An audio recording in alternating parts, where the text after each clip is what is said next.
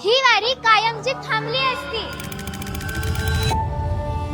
तर गोष्ट आहे 17व्या शतकातली, जेव्हा बहादूर खानाने आपल्या पंढरपूरकडे जाणाऱ्या वारीवरती हल्ला केला होता आणि आपले 200 ते 250 वारकरी मृत्युमुखी पडले होते। ही दुःखद बातमी जेव्हा शंभूराजांना कळाली तेव्हा ते खूप विचलित झाले।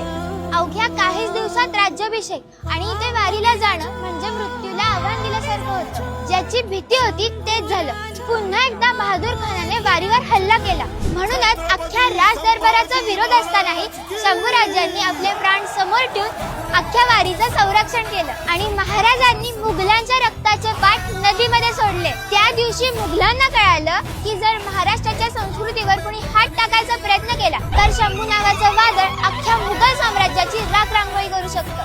खरंच देवदेवळात सुरक्षित राहावा म्हणून एक राजा बाहेर देवासारखा झुंज देत होता।